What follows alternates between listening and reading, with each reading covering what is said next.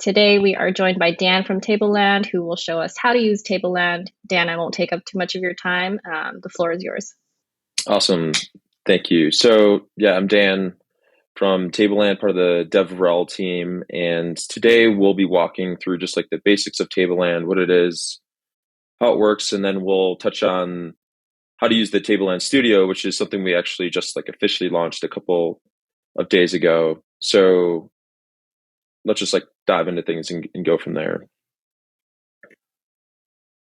So maybe just to kick off real quick, it's like what is Tableland? So it's a Web3 native SQL database that allows you to build on-chain data sets using EVM chains as like the way to control access and ownership and the rules by which someone can write data to their data sets and make that data like naturally collaborative in nature, just using smart contract rules to define exactly what those workflows look like.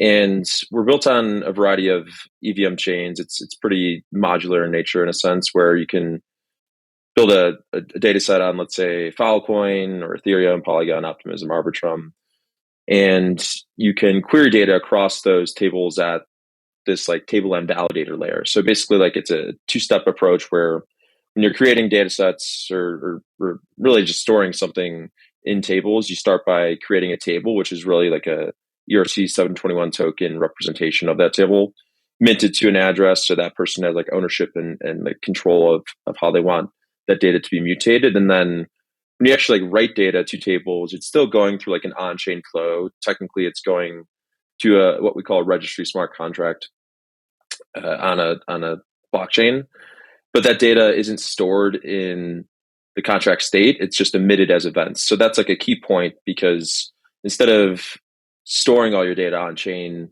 it gives you a way to have that on chain data availability in a sense, but the actual materialization of that data is fully off chain at the Tableland validator layer, where there are validator nodes that are indexing those SQL events on chain and making sure everything is valid before changing any sort of data that is being stored on that validator node.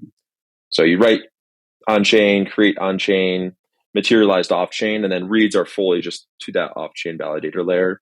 So it's just as quick as you would, as far as like reading data, it's like a Web2 like experience in terms of speed and how that data is returned back to you. But as far as like from a development perspective, again, we'll start with the studio, which is like a super easy way to get started, totally UI based. There's a CLI attached to it as well if you want to get a little bit deeper.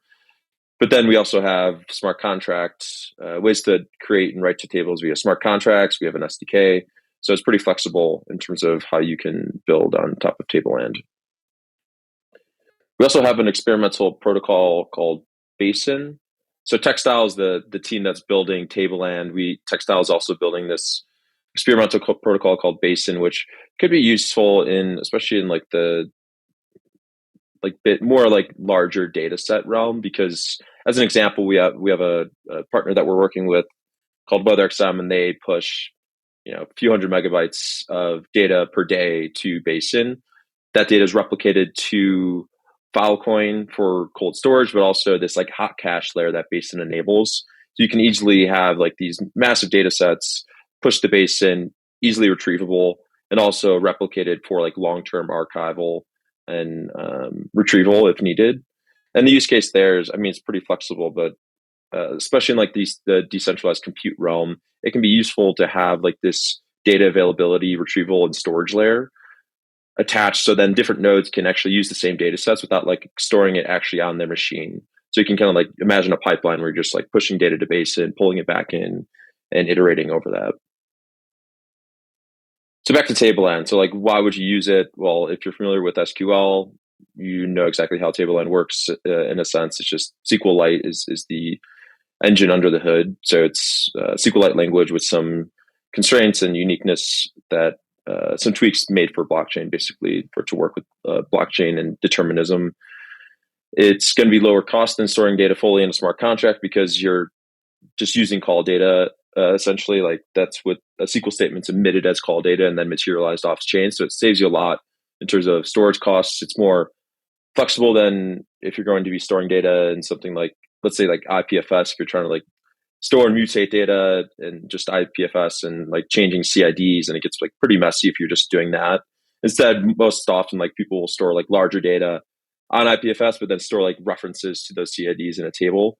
So just like makes data a lot more flexible than those mechanisms. And then I think like a big point is like you can just go and on any of these chains, you create a table. It's totally hands off in terms of infrastructure, so it makes it easy just to like get started, completely serverless and not centralized, which is obviously a benefit in this realm. So the use cases, it's like, okay, what do you use a database for? It's like kind of anything. So it could be application data. As an example, the studio does store all of like the project and team and table information in Tableland tables. So it's kind of like building dogfooding, the protocol where we're using Tableland in the Tableland studio. But public data sets, like that's a big thing because all data by default in Tableland is open. So unless you like implement your own encryption, that data will be readable by anyone, but only can be mutated by the rules that you define on chain. So you can have public data sets, collaborative data sets, token gating.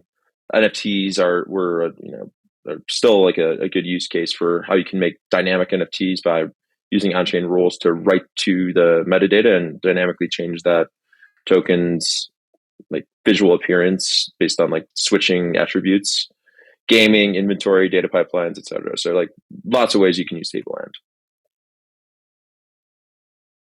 So back to just like, how does it work? So you create rules on chain, you create tables on chain, you write to that data, and then off chain, sort of on the right hand side is like, okay, how does a Tableland validator node make sure that they're updating their like local database correctly? Well, it's based on those on-chain rules. So if it's valid SQL, if it's the correct address that owns or has like permissions to write that table, if all those rules pass, then the data is mutated.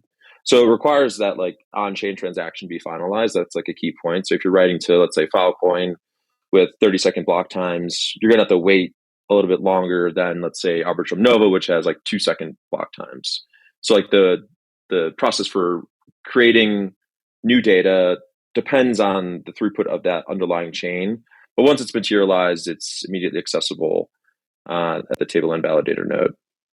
And then just like a quick snapshot, if you are like more on if you're going to be using the SDK or smart contracts, like this is kind of the look and feel of how Tableland works. So it's like on the top, if you've used any database, or I mean, Tableland is compatible with ORMs, but like any other like database SDK, it's like pretty similar. You're instantiating a database, you're preparing a statement, binding parameters to it, and then sending that statement to the blockchain. And then at the bottom is an example what it might look like if you were using Solidity to do the same exact thing. So it's all using Tableland, just different ways to interact with the protocol. Now, what we'll show today is the studio. So we'll just like go a full end-to-end flow. How do you sign in? How do you create a team or accounts? How do you set up new projects, tables, inspect that data? And I think we'll probably skip some of the studio CLI features. All that is, we have some other workshops that people can look into, or our docs also walk through it. We'll probably dive into Basin a little bit too, just to like give you an idea of what that process looks like. And if you want to learn anything else about Tableland, just check out our docs at docs.tableland.xyz. I heard some pings potentially, so I just want to pause and make sure I'm seeing if there's any chats. Okay, so one question: if we are building databases on chain, does this mean the data will be available to public and anyone can read? So yes, I think that was one of the points I made, where if you're writing data to Tableland, like it's all naturally, it's going to be open by default. So like something that we had to do in the studio is that when someone signs up, they have the option to input an email address. And before writing that data to the table on our backend, we make sure that information is encrypted. So although like the data is technically like anyone can read the data about users, they can't understand what that like underlying email address is is, because it's been encrypted and hidden from just like anyone actually like being able to like find an email address out in the open. And we'll actually have like, I was just maybe later today or tomorrow, we have in our docs, we'll release an example of using like lit protocol. If you're familiar with them, they're a decentralized key management protocol. So they have a lot of features, including encryption and access controls.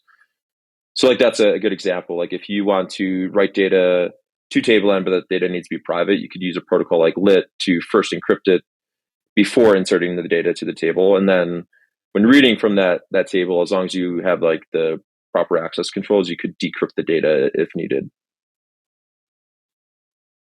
But cool. So let's dive back in. Just to make sure I didn't miss anything. Okay, cool. So yeah, let's walk through the studio. So you can follow along here if you want. This is studio.tableland.xyz.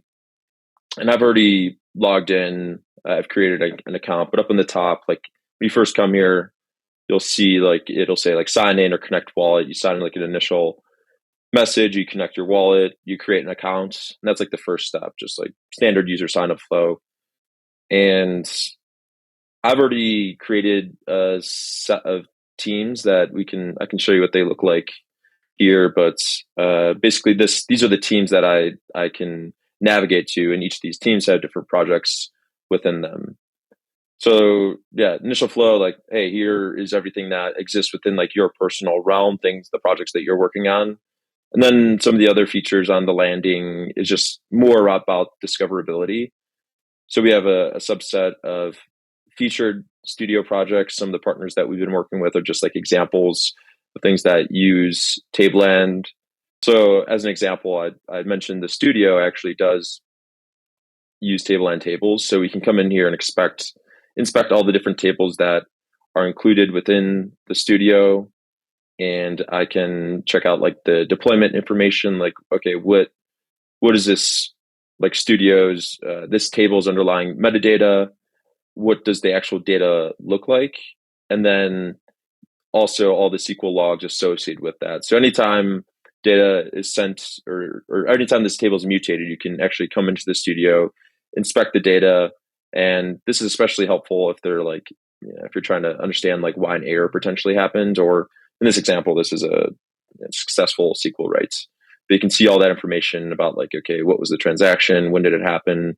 What was the like the raw SQL statement that was emitted? So scrolling down, latest studio projects, these are just like new ones that have been created on the network. Same information if you click into one of these, similar view as we just walked through. And then this one's, these next two are like latest Tableland tables and the most active Tableland tables. So if you look at like the naming convention of this table, you'll notice basically there's three segments. There's like what we call sort of like a prefix or an alias. So this one's like wallet table. This is underscore chain ID. So this one was created on Sepolia, and then underscore table ID. And I'll show you what this looks like when we create a table in the studio. But the point that I'm making there is that these like latest and most active tables aren't things that are necessarily part or weren't necessarily created within the studio, but just part of the broader Tableland network. So you can actually like come in here and type in any table that you've ever created at this table endpoints, and you can inspect the data and see exactly what was involved with it. So basically, it allows you to inspect and not only discover but inspect any table on the network, irrespective of like where it was created. If it was created in the SDK or smart contract, you can still import it or just view it within the Studio web app. So now I'm going to go to my homepage, and you can see in the top left, by default, when you sign up, you'll have like a personal team account. There's no collaboration features on that, but if you want to create additional or new teams, you absolutely can. So we can just go ahead and do that. Let's call this one demo. If I want to create other emails or invite other people to this team, I can via this step, but I'll just go and submit this. and let that load. So once that happens, we see that we now have this demo team and there's no projects under it. So the first thing we want to do is create a project. So let's call this one actually just demo project. This is a demo project. So define the name, define the description, submit it. Let that information be written to the table.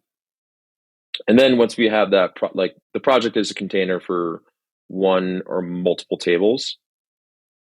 So like the first thing we're going to do here, there's probably like two steps that we'll show in this UI. It's creating a new table or importing an existing table. So a new table, maybe we just call this one my table. This is my demo table. So you define the table name, description, and then the various columns that it should have. So I'll say that one of my columns is going to be an ID, integer, not null, primary key. So you can add the types and constraints. I'll add another one called val. This one will be a text field. So simple 2-column table. I'll submit it. And basically the first step is like setting up a table definition. So this table isn't real yet. It's like not actually deployed or live on the network. It's just ready to be deployed essentially. So if I come in here and inspect it, you can see, okay, no, nothing has been actually deployed yet, but this is like the basic metadata about that table. If I head over to deployments, I can see that my table is here. It's like ready to be deployed, but it's not yet. So now I want to actually deploy it. So you can select all the chains that we're live on. I want to go to a mainnet or a testnet. I'll do a testnet, maybe just Sepolia. And I select that, I try to deploy it. What's going to happen is that since this is an on-chain transaction, I'm creating a table, I'm technically minting that NFT. I do have to pay gas costs whenever I create or write data. So I'll confirm that transaction. And now I'm waiting for it to be finalized. So this is where like the blockchain, the chain's actual throughput comes into play, because like Sepolia, as an example, takes about 13.5 seconds for a transaction to be finalized. And then depending on, like, chains also have like a way, and this is all in our docs, but each chain has different block depth that we have to wait for just to make sure there's no like chain reorgs, as an example. So Sepolia might be a little bit slower than something like Polygon or one of the L2s, because they're just naturally faster. Cool. So the chain or the table has been deployed. I can see which chain it's on, that full table name. If I copy it and just like paste it here, you can see it's that prefix underscore chain ID underscore unique table ID. And yeah, and you can like inspect information on Etherscan if you want to like see exactly what that actual transaction looked like. But if we look down in the SQL logs, we can see that first SQL statement that created the table, but there's obviously like no data here. As we write to this table, we will be able to like see and inspect that table data. I'm gonna pause there. I think I heard a question, so let's see what it is. So what is a blob column type? I mean, you could kind of like interchange a blob and text in a way, but it's just like arbitrary data that you're trying to write to a cell. So it's not going to be like typed like an integer, but it could just be like binary, a bunch of bytes that's being stored in that cell.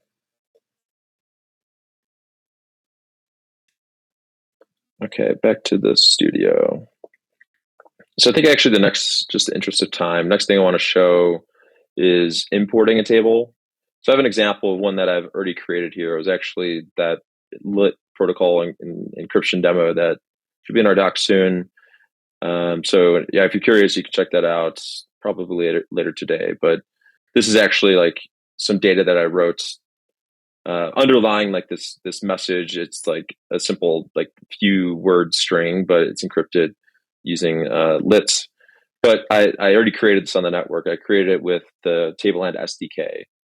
So it's something that was outside the studio, but maybe I do want to see that data and just like, or even just like import it into a project. So I can copy that full table name, lit encrypt, the chain ID, table ID, and then I can come over to the studio and click this import table button. So it just gives you flexibility. Like maybe you don't want to have to like go through the deployment process within the studio, but you want to take something that you've created with one of those other mechanisms and just like make it accessible in this UI. And if you are using the Studio CLI, maybe I'll just show that real quick. But um, if you, it's basically the package is called @tableland/studio CLI. So if you npm install that globally, you'll be able to access this and like basically what it allows you to do. You can like log in with that wallet that matches whatever you logged in with the studio. You can define like team or project context, so that makes it easier to like interact with something within like a team or project context. Just like removes the number of flags that you have to pass. But like what I'm showing here in the UI is also available via the CLI, so you can import table. So I could do this via the CLI, or I could import data, which is like writing a CSV file to that table, and all just like managed by the actual CLI. So I just want to call that out real quick. The CLI makes it easy to like do things a little bit more programmatically if that's your preference. Just as a reminder to myself, let's find it. Let's encrypt chain ID. This was the name of my table. So the table ID in this section would be this portion. So I'll delete everything there. The table name is just that first portion. And then the chain was Sepolia. So like that like when you have this raw table, it's these three components basically split up into these three fields. And my description, lit encryption of table data. Now I can import that. So then once it's in the studio, now I have the ability to go through and like inspect those SQL logs and the raw table data. So I can click on lit encrypt. It shows me what the table constraints are that I chose when I created that table. In this scenario, I didn't have any constraints, but just like here are the different column types. And then this is just the data that's involved. So you can see that initial create table that I had, and then the insert statement, which since there's just one row, there's only one log, but there's that's the gist of that. So we got about 5 minutes left. Let's see if there's another question. Is there Python SDK? No. And if you're trying to use Python, I can probably help out a bit. So yeah, just let me know, because I've been like using it with Tableland. So we do have like HTTP APIs. So you can use those APIs for everything except it's more like on the read side of things, to be quite honest. So if you want to like read table data, you can hit our APIs, and that's like straightforward. If you want to create or write tables, that's where you would actually like have to use something like web3.py to call Tableland registry smart contracts. So it's not as nice of an experience as like the JavaScript SDK, but it is possible to like use Python just to like make raw smart contract calls, and then you could use then you could just call our read-only APIs for like inspecting table data or like viewing receipt information. So when you create a table or write to a table, you get a transaction hash, and then you can use our APIs to like inspect data or inspect the hash itself. So if there's like an error, you can use that API to like check that. So that's like a common flow if you're using smart contract first development, is to use our CLI or APIs to make sure that once you have that transaction, was everything okay with the on-chain operation? Because technically you don't know. Let's say you had like a create table statement that was invalid. It would go through on-chain because there's no validation. That would be like really expensive to like try to validate SQL syntax. But off-chain, the validator would be like, oh, this is an invalid statement. We're not going to create this table. That transaction hash would give you the ability to inspect that data. And that's like what we saw in those SQL logs within the UI. And then someone deployed their first Tableland table sets, awesome.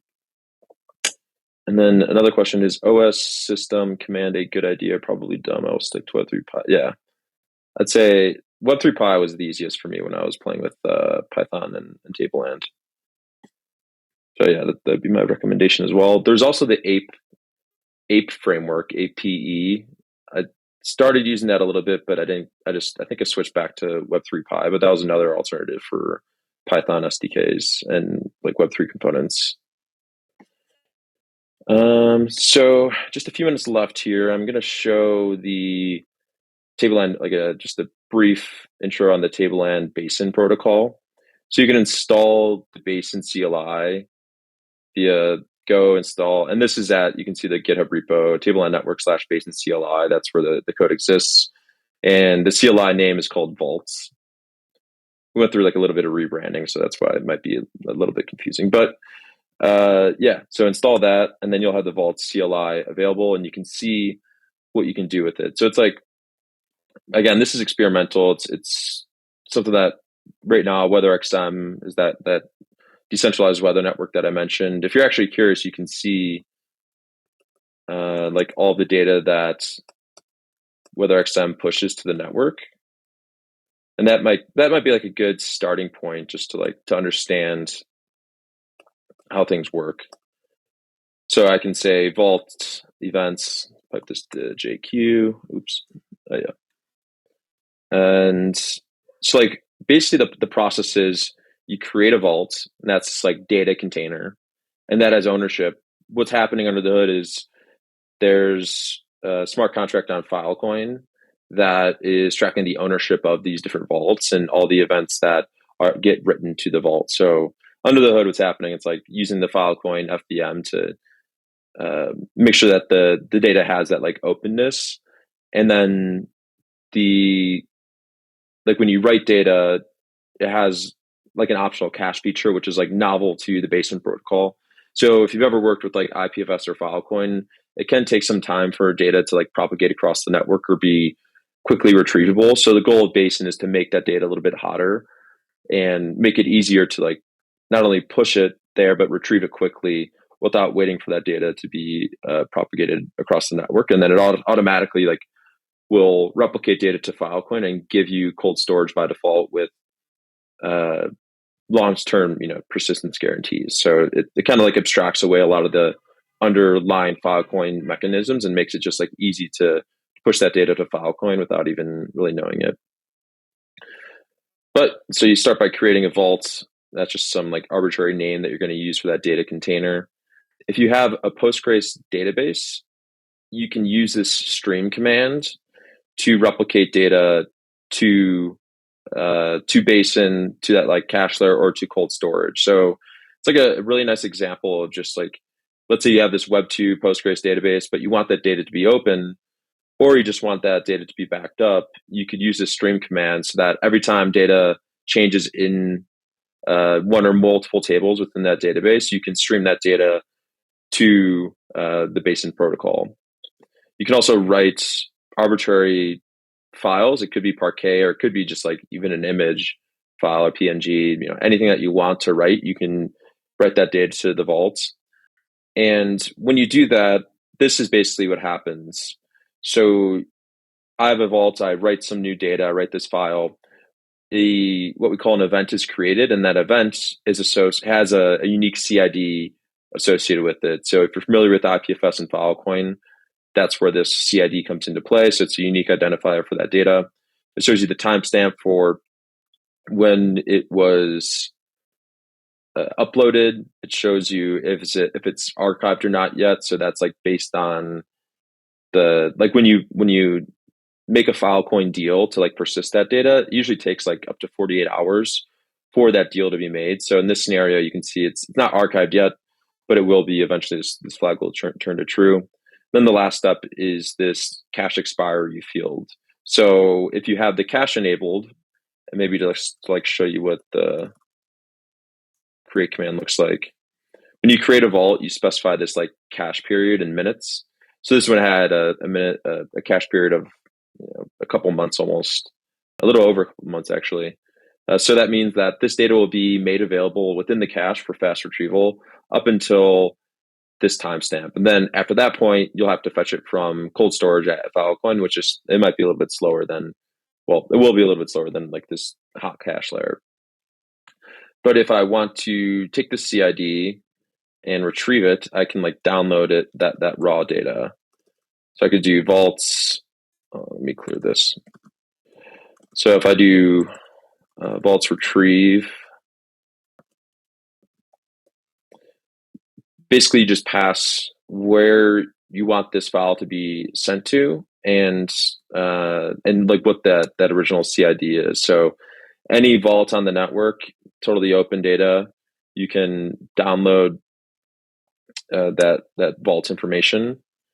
And so here I'm saying I want the data at this CID, and then I can also like read that data with this like Parquet. The file that I uploaded here was a Parquet file, and this is just like reading what that data is. So just to like to take a step back, you could imagine like these decentralized workflows where you're pushing data. It could be an internal system that gets like replicated to Basin to like enable more open access, or you could just go straight to Basin from some, you know, Web3 native, like Web3 first approach to like push that data directly to the vault without any Web2 infrastructure in between. And yeah, one of the main benefits is like enabling those more open workflows, and it might be like even required in some workflows where like Web2 infrastructure might not make sense, or since you're using Filecoin like to really like make that cold storage available, it's going to be like cheaper than just trying to store data on some centralized database. So just like bringing more access and availability while also letting people even like build on top of your data. So just trying to make that more decentralized overall. But I think we're a little bit over on the initial workshop, but we got about 10 minutes left, but I'll stop sharing, just check if there's any questions. Okay, nothing new, I don't think. Okay. There's something else if you like. I mean, we still have about 10 or so minutes. Okay. Yeah, let's think through.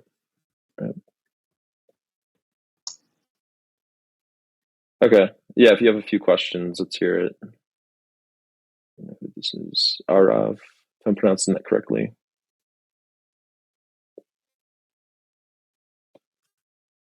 I don't know if, yeah. Should the questions come through just the chat, or can we like let them on stage to ask? Best. And then we are asking our sponsors this. If you want to talk about any alpha that you want to give the hackers on, as far as like, you know, what you want to see being built or any ideas, that's something you can talk about as well. Yeah, sure. So I think with on the Tableland, so yeah, there's like this split between Tableland and Basin. On the Tableland side, I touched on some of those use cases. Like it's hard to say. Like for databases, there's a lot of ways you can use it. So we don't like. I think the things we do want to see is just how you can enable collaborative data. Like that's like the across like all the different use cases, like what the common theme seems to be. So how can you enable others to maybe like contribute to a data set or democratize like contributing to a data set, like using on-chain rules to define like how people can enhance data, just like using, especially like in the Web3 realm, like using like the native features of blockchains to like as something that's like novel in nature that can't be done in a Web2 setting. So yeah, open collaborative data is something we definitely like to see. If you're touching on anything with like large data sets in the hundreds of megabytes, let's say, that's where like you might want to flip over to textile Basin. And for that same thing, like it's designed to be extremely flexible, where if you're using, right now it's just Postgres support, but if you're using a Postgres database, like just continue using it, but plug this base and daemon in the background. And that one, since it is more experimental, we're just curious like what people are building and how they might be using it. The one I keep mentioning is WeatherXM, and they're just like using it for, they're a DePIN network. So you're using it to store device data of like weather data directly from devices. So it's like temperature, humidity, and that's why they're pretty global. That's why the data sets are quite massive. But um, yeah, I think on basin side of things, just let us know what you're building, but definitely data intensive is probably what we're looking for. If it's involving compute, that's a great use case that we're trying to see more. Just like how can you compute over this data? If you're familiar with like Bacalhau or Lilypad, or like there's a ton of different Web3 native networks that offer compute services. It'd be cool just to see how you're using that in tandem with Basin. And then I guess the last point, and I don't know if this is explicitly like mentioned in some of the themes and like prizes, but because there are like WeatherXM does have an open data set, you can find I could probably share. Let me find a couple demos of like how to use their data. But if you're like building on top of these open data sets is also like another cool use case that we would love to see. So here, there's like we have two like repos that you can check out, or GitHub orgs that you can check out. We have at Tableland network, and then at Textile IO. And this is one where I'm building on top of the WeatherXM data. I have like a Python script that runs like a weekly like analysis of all their information. So it takes like these couple of gigabytes of data that are uploaded every week. It runs a bunch of Python, a bunch of queries over them using DuckDB. If you're familiar with DuckDB, it's great. You should check it out. And specifically like working with Parquet files makes it like really easy just to deal with those. But if I check out some of the data here, you can see like, if I check out the maps, these are a little bit cooler. But this is like every week I generate these plots using, I think it was GeoPandas. And this is like based on all the data coming from their network. So all these different spots are like devices, and I think these, raw devices, like they're lat long. So this is like where weather data is coming from across their network. And then I plot like some averages. So every week I like store the average of all the information being accumulated. So some anomalies in the first first pass, but you can see like over time, like how this data is trending. And like, I think this is really what when we think about like open data and like making that information available, like one of the benefits is like you can actually add value to that data by letting anyone build on top of it. So like in this example, it's like extremely simple, but it hopefully gives you an idea of like what you can do with all this information once it's out in the open. Okay, and then I think we have a couple questions. So another question: if we encrypt our data with a method like MD5, it can easily be decrypted. But if we use a method like SHA-256, we'll be unable to read the data. Is there a solution to it?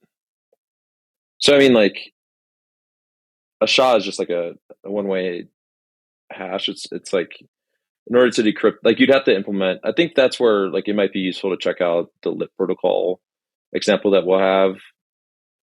Like you do have to pay for using their network, but yeah, I mean, if you're going to be encrypting data, you want to use something that's strong and can't be broken. So I think, like I could definitely help try to figure out what the right workflow is there. We also have like a Tableland package called Jetty, Jeti, and I wouldn't say it's like, it's more of just an example of how you could implement your own like custom encryption if you'd like within the Tableland SDK. So it's like a plugin that's built on top of it. You can see it. You can check it out here. Like definitely still not that like a secure something or as robust as like a real protocol or network, but hopefully that gives you an idea of how you could like use or implement something similar on your own. And then next question, how do I contact you after the session? So I think the best place is probably on our Discord, or I can't remember if this hackathon has like a Telegram or anything. Like that's always another option, but definitely we'll be on Discord.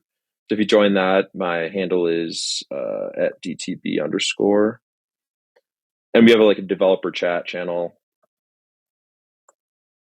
So you could hop in. So hop into the Discord, check out that chat, and feel free to just like tag me and I can help troubleshoot anything. The Discord links for Tableland in our Discord. Arav, if you go into I think it's Bounty Help on our Discord, it'll lead you to all the different Discords for each bounty. Thank you again, Dan, for the workshop. It was very informational, and thank you everybody for attending. And thank you for the support in the hackathon. So we'll see you next time. Thank you guys. Awesome. Thanks everyone.